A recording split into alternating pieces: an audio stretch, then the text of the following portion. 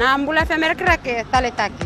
Gonga elambasa Mbula FM namba 2 na sere. Ando taleta kana borong na Mbula FM namba 2 na sere su. Au waitu tu gara-garaki au rebot juga ni stima.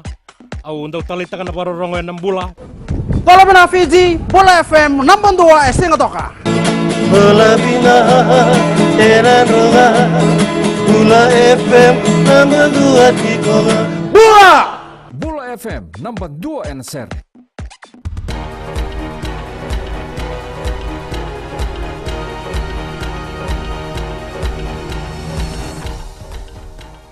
Ni sambula sai koyongona Vakaleleka ni nonda itukutuku. E marutaka na matinitu na bakatulewa ni matinitu o New Zealand ke Australia e na buki ni kiana laveti na bakatatambu e na nonda bonua.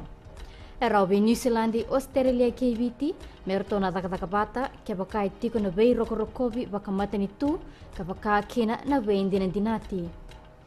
Ongo endo na kalawa bo mena sema na vei wakani ni matinitu e tolu ka satu bakarau obiti mena bakaita bikina.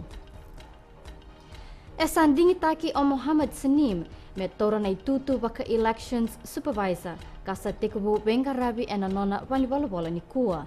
E tukuna Sanim ni lebu sarna takataka e satu menangaraba me baka ni sabo ongo e 5 bula mengarabi kina na bending dingi. E kaini bako sivi me toribaki na one man one vote system. E rongo dendai na kisi kambeta kikina na iliuliu ni FLP o Mahendra Chaudhry. Ia baka mendrenre na kena tegabutaki na rongo ni kisi me baka ni a kerea na nona lawyer ke rau ni rongo da endota intale na turang ni lewa na kisi ongo. E rongo dendai o turang ni lewa o Paul Madigan na kisi ni Chaudhry. Ongo sai kawani ngona e kere kina na lawyer ni Chaudhry ke rau ni beisau taki na turang ni lewa.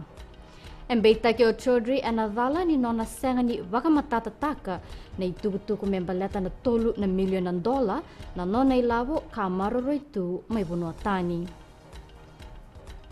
Kinagito, e baka data ki koe na timi ni Vodafone Fiji Sevens kina katuli ni tutu ni IRB may Sokonpo may Hong Kong.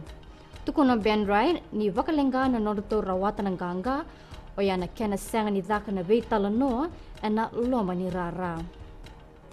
Sa may dhabay keri na Vakaleleka ni nonda itukutuk ni temo demanda.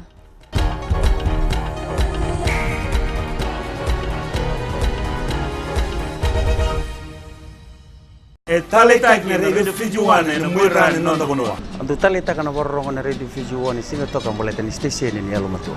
Ando taleta kabale una borong na Radio Fiji 1 station ni alumatua ilo toka. Ando taleta kabale una borong na Radio Fiji 1 landi na station ni alumatua. Au tulingoi korbo ando borong lebe na station ni alumatua na Radio Fiji 1. Ando borong na Radio Fiji 1 na station ni alumatua na bandoi tilip. Na Radio Fiji 1 nandu moibiti na bonga ni BNN.